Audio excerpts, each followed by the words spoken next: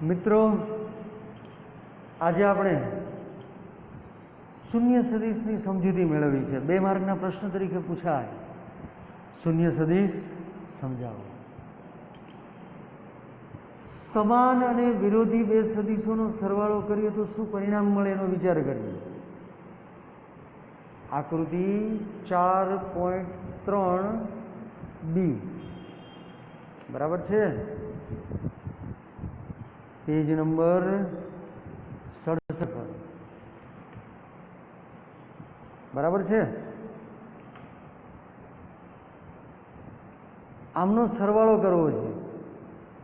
સદિશ એ વત્તા માઇનસ એ સદિશ.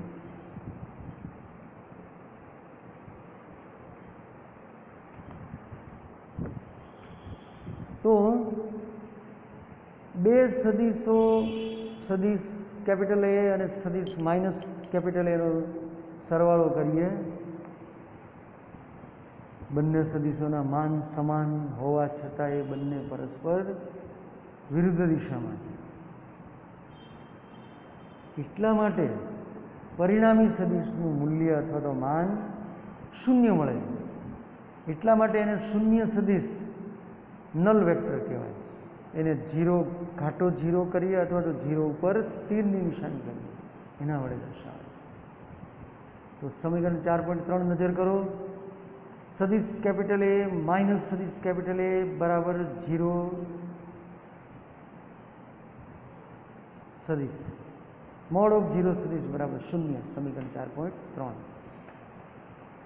મિત્રો યાદ રાખશો, શૂન્ય સદિશનું મૂલ્ય શૂન્ય હોવાથી એની દિશા દર્શાવી શકાય નહીં. શૂન્ય સદિશની દિશા નથી. કેમ? એનું મૂલ્ય શૂન્ય હોવાથી. કોઈ પણ સદિશ કેપિટલ એને શૂન્ય સંખ્યા વડે ગુણો તો આપણે મૂલ્ય શૂન્ય મળે અને સદિશ પણ શૂન્ય સદિશ મળે. ગુણાકાર કરીએ. શૂન્ય સદિશના ગુણધર્મો 3 નીચે પ્રમાણે છે. સદિશ એ વત્તા શૂન્ય સદિશ બરાબર સદિશ એ. લેમડા એને ગુણ્યા શૂન્ય સદિશ બરાબર શૂન્ય સદિશ. શૂન્ય સદિશ ઇન્ટુ સદિશ એ બરાબર શૂન્ય સદિશ. તો મિત્રો 2 માર્કનો પ્રશ્ન બરાબર સમજી લીધો. લખશો કઈ રીતે? તો કે પહેલાં શૂન્ય સદિશ સમજાવો એમ કહ્યું હોય તો પહેલાં એની વ્યાખ્યા લખવાની કે જે સદિશનું માન શૂન્ય હોય તેને શૂન્ય સદિશ કહે છે. હવે એની સમજૂતી લખીએ કે કોઈ સદિશમાં એ જ સદિશનું વિરોધી સદિશ ઉમેરી દઈએ તો શૂન્ય સદિશ મળે છે. પછી આપણે સમીકરણ લખી શકીએ કે સદિશ એ વત્તા કૌંસમાં માઇનસ સદિશ એ બરાબર શૂન્ય સદિશ. નેક્સ્ટ પોઈન્ટમાં લખાય શૂન્ય સદિશનું મૂલ્ય શૂન્ય હોય છે. એ પછીના પોઈન્ટમાં લખાય કે શૂન્ય સદિશનું મૂલ્ય શૂન્ય હોવાથી દિશા દર્શાવી શકાય નહીં. એ પછીના પોઈન્ટમાં કોઈ પણ સદિશ એને શૂન્ય સંખ્યા વડે ગુણો તો પણ શૂન્ય સદિશ મળે. અને એ પછીના પોઈન્ટમાં શૂન્ય સદિશના ગુણધર્મો જે 3 આપણે જોયા એ બરાબર છે. તો આ 2 માર્કના પ્રશ્ન તરીકે આટલું બરાબર છે. ત્યારબાદ એક સમજૂતી મેળવીએ કે શૂન્ય સદિશનો ભૌતિક અર્થ શું છે. તો કે આપણે આકૃતિ 4.1a એમાં જે દર્શાવેલ સમતલની અંદર સ્થાન સદિશ અને સ્થાનાંતર સદિશનો વિચાર કરીએ. ધારો કે ટી સમયે બિંદુ પી પાસે રહેલો એક પદાર્થ ગતિ કરીને પી ડેશ ઉપર પહોંચ્યો અને ત્યાંથી ફરી પાછો ગતિ કરીને પાછો પી બિંદુએ આવી જાય, તેનું સ્થાનાંતર કેટલું? મિત્રો યાદ રાખશો, તેનું પ્રારંભિક અને અંતિમ સ્થાન એક જ હોવાથી સ્થાનાંતર શૂન્ય સદિશ મળે. બરાબર છે મિત્રો? સમજાયું બરાબર? ત્યારબાદ એક નવો સરસ મજાનો પોઈન્ટ છે. બે સદિશોની બાદબાકી સમજાવો. સદિશોના સરવાળા સ્વરૂપે વ્યાખ્યાયિત કરી શકાય. બે સદિશોની બાદબાકીને બે સદિશો કેપિટલ સદિશ એ અને કેપિટલ સદિશ બીના તફાવતને આપણે બે સદિશો કેપિટલ એ અને માઇનસ કેપિટલ બી સદિશના સરવાળા રૂપે રજૂ કરી દઈએ છીએ. તો ધેરફોર સદિશ કેપિટલ એ માઇનસ સદિશ કેપિટલ બી બરાબર કેપિટલ સદિશ એ વત્તા કૌંસમાં માઇનસ કેપિટલ બી સદિશ કૌંસ પૂરો, જે આકૃતિ 4.5 નીચે પેજ નંબર 68 આ જ પેજ ઉપર 4.5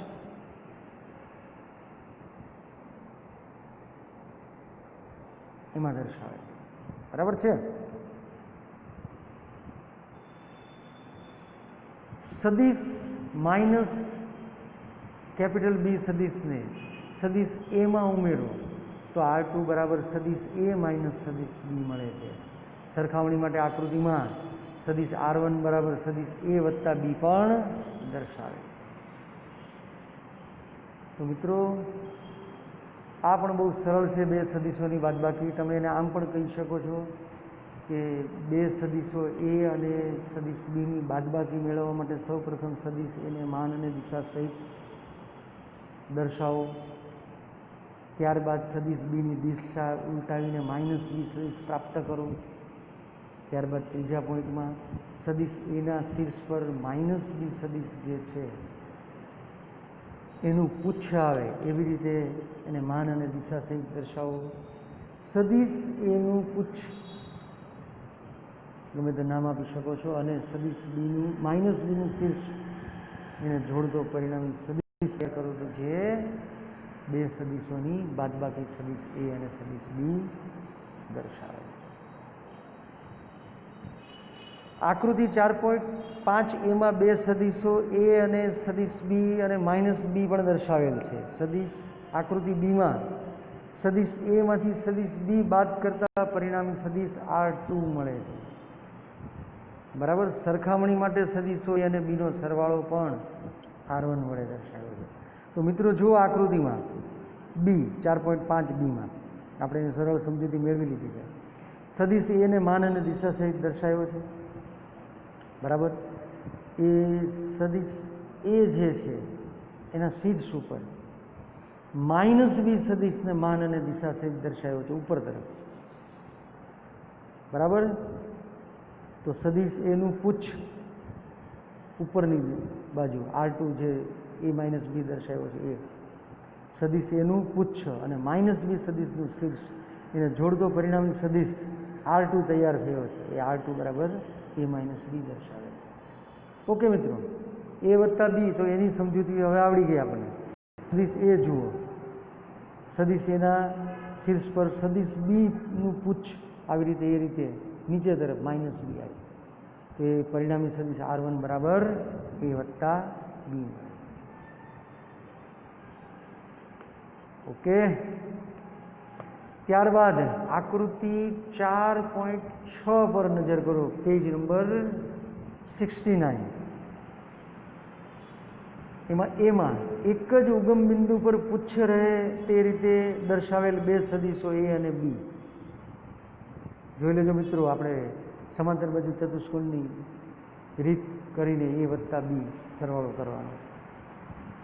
આકૃતિ બીની અંદર સમાંતર બાજુ ચતુષ્કોણની રીતથી મેળવેલ સરવાળો એ વત્તા બી અને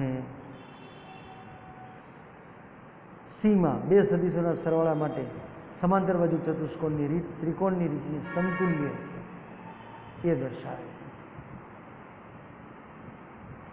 જોઈ લઈએ. ચાલો, તો સૌપ્રથમ સમાંતર બાજુ ચતુષ્કોણની રીત સમજાવો આમ તમને કહેવામાં આવે તો પેજ નંબર 69 આકૃતિ 4.6 એ દર્શાવે છે, જેમાં સદિશ એને માન અને દિશા સહિત એક બિંદુ સામાન્ય બિંદુ O એમાંથી OP વડે દર્શાવે છે. સદિશ બીને માન અને દિશા સહિત OQ વડે દર્શાવેલો છે. સદિશ એ અને સદિશ બીનું એક સામાન્ય બિંદુ O ત્યાંથી એને દર્શાવે. બરાબર. તો મિત્રો સદિશ એ અને સદિશ બી બંનેને કોઈ એક સામાન્ય બિંદુ O માંથી માન અને દિશા સહિત OP અને OQ વડે દર્શાવો. આટલી સમજૂતી મેળવી. બરાબર છે. હવે શું કરશું કે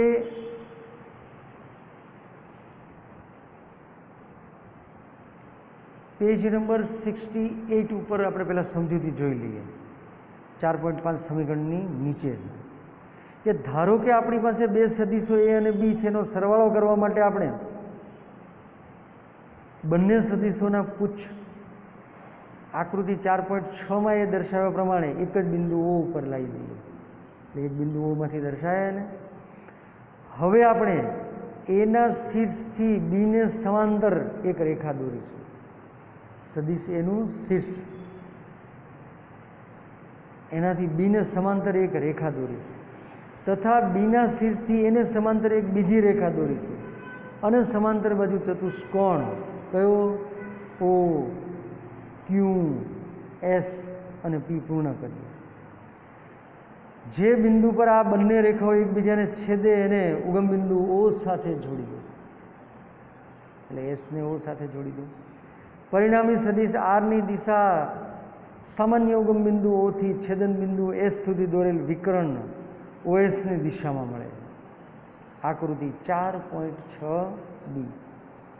આકૃતિ 4.6 સીમાં સદીશો એ અને બીનો પરિણામી સદીશ મેળવવા માટે ત્રિકોણનો નિયમ દર્શાવ્યો છે. બંનેમાં સમાન પરિણામ મળે છે, એટલે કે બંને રીતો એકબીજાને સમતુલ્ય છે. તો મિત્રો હવે બહુ સરળ રીતે સમાંતર બાજુ ચતુષ્કોણની રીતના શબ્દો લખવા હોય તો હવે આપણે સમજૂતી આટલી મેળવીએ, ત્યારબાદ આપણે ફરીથી પેજ નંબર 69 ઉપર આવી જઈએ. 4.6 એમાં આકૃતિમાં સદીશ એ અને સદીશ બી દર્શાવેલા છે. આ બંને સદીશોને કોઈ એક સામાન્ય બિંદુ ઓમાંથી સદીશ ઓપી અને સદીશ ઓક્યુ વડે દર્શાવો. હવે સદીશ એ અને સદીશ બી એને સમાંતર રેખાઓ આપણે ક્યુ અને પી બિંદુમાંથી દોરીશું. આ બંને રેખાઓ 4.6 બીની અંદર એક સામાન્ય બિંદુ એસમાં જ છે. ઓ અને એસને જોડતો પરિણામી સદીશ આર તૈયાર કરો. એસ તો ઓ ક્યુ એસ પી બરાબર છે. સમાંતર બાજુ ચતુષ્કોણ પૂર્ણ કરીએ તો ઓ એસ એ પરિણામી સદીશ આર મળે છે. બહુ સરળ છે. અને ત્રિકોણની રીત તો આપને આવડે છે. સીમાં છે કે આકૃતિમાં સદીશ એને માન અને દિશા સહિત ઓપી વડે દર્શાવો. સદીશ બીને માન અને દિશા સહિત પી એસ વડે એવી રીતે દર્શાવો કે જેથી કરીને સદીશ બીનું પુચ્છ પી સદીશ એના શીર્ષ પી પર આવે. હવે સદીશ એનું પુચ્છ ઓ સદીશ બીના શીર્ષ એસને જોડતો પરિણામી સદીશ આર તૈયાર કરો. તે સમાંતર બાજુ ચતુષ્કોણમાં જે ઓએસ મળ્યો તો એ જ મળે છે. બહુ સહેલાઈથી સમજાય છે મિત્રો.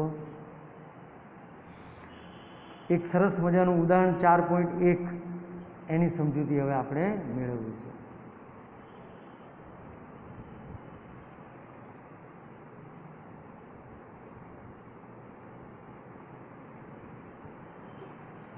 ઉદાહરણ 4.3માં એમ કહે છે કે વરસાદ શિરોલમ દિશામાં 35 મીટર પર સેકન્ડની ઝડપથી પડે.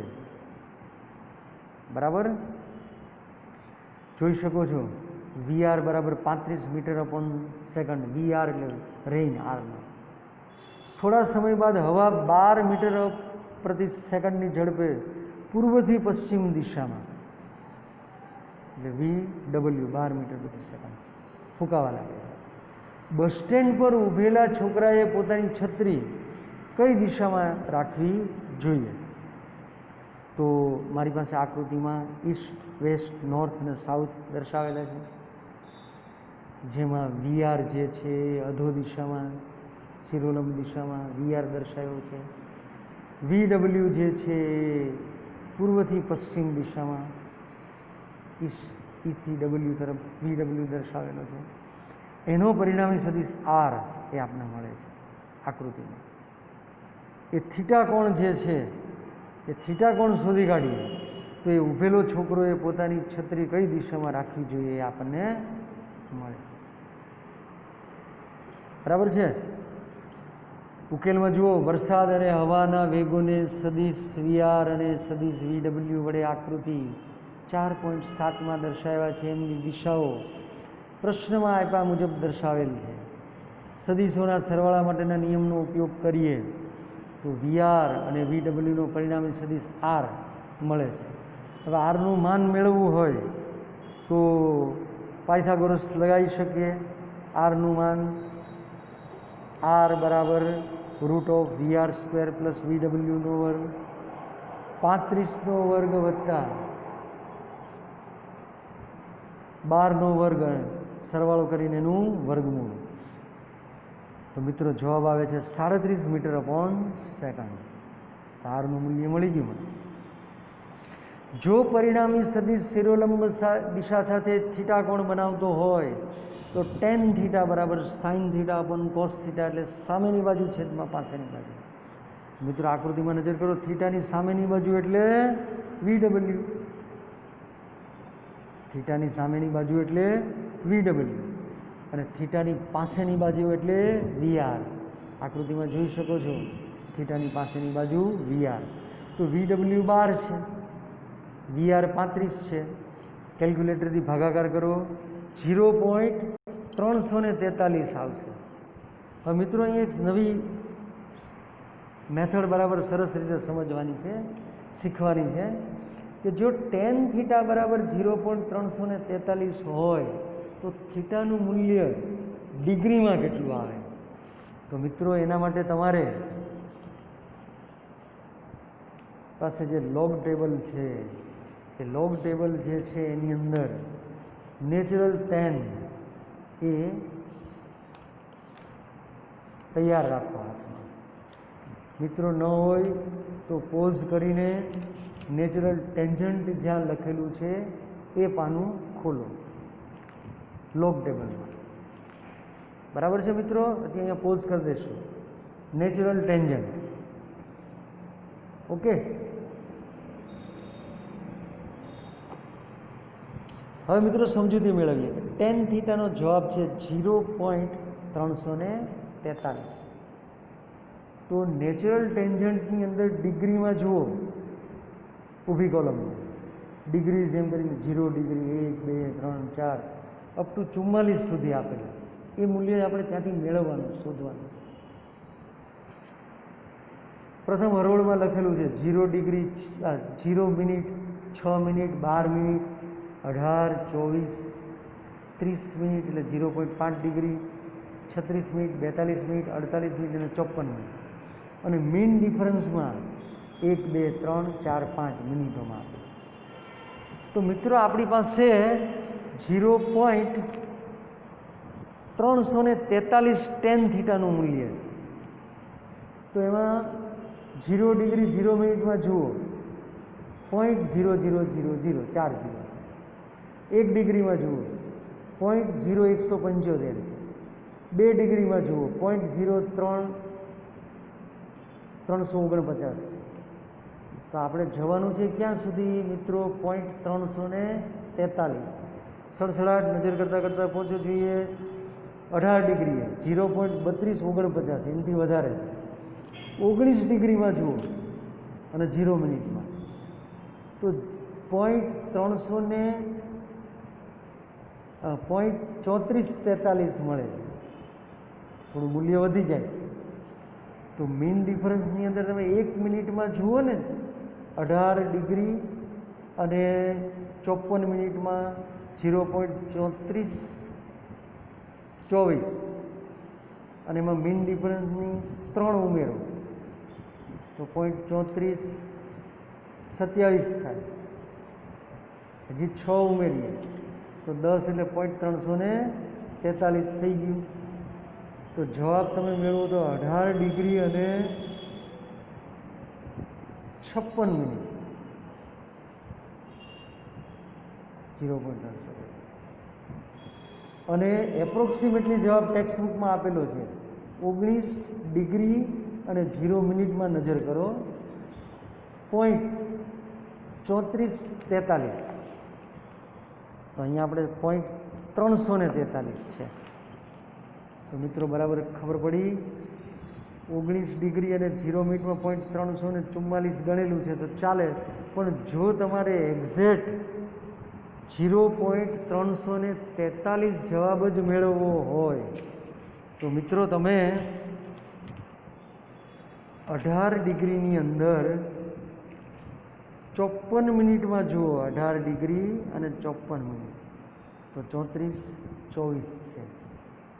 એમાં 6 ઉમેરો તો 3430 થયું, ના ચાલે. 10 ઉમેરો તો 3434 થઈ ગયું, 3 ડિગ્રી બરાબર.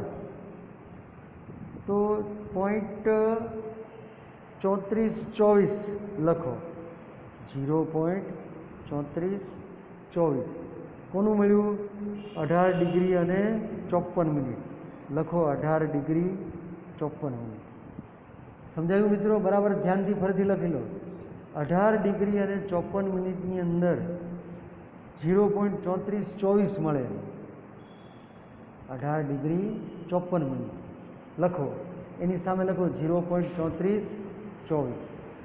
હવે આપણે અહીંયા 43 લાવવા માટે ધારો કે હું 10 જ ઉમેરી દઉં, તો 10 ઉમેરું તો 0.3434 થઈ બરાબર. તો એ 10 ડિફરન્સ, મેઇન ડિફરન્સ 3માં આવે. મેઇન ડિફરન્સમાં જુઓ 3 મિનિટના ખાનામાં 10 છે. તો એનો અર્થ એવો થયો કે 18 ડિગ્રી 54 મિનિટમાં 3 મિનિટ ઉમેરી દઈએ એટલે 18 ડિગ્રી 7 મિનિટ થઈ ગઈ, એટલે 57 મિનિટ.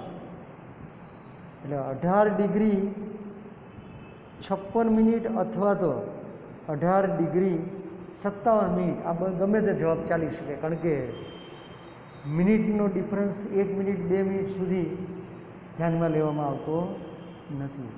મિત્રો આ એંગલ જે છે બરાબર ધ્યાનથી શીખી લેશો, કારણ કે બહુ જરૂરી છે. તો નેચરલ ટેનની કિંમત 0.343 આવી છે. એ 0.343 કિંમત આપણે નેચરલ ટેનના ખાનામાં વચ્ચેથી શોધવાની છે. અને પહેલો કોલમ, પ્રથમ સ્તંભ, એમાંથી ડિગ્રી મળશે અને પ્રથમ હરોળ એમાંથી મિનિટ મળશે, અને મીન ડિફરન્સમાંથી પણ મિનિટ મળે, જે પ્લસ ઓર માઇનસ કરીને આપણે થીટાનું મૂલ્ય આમાં 19 ડિગ્રી આપેલું છે, અને આપણે જે મેળવ્યું 18 ડિગ્રીને 57 મિનિટ અથવા 18 ડિગ્રી 56 મિનિટ એ પણ સાચું જ છે.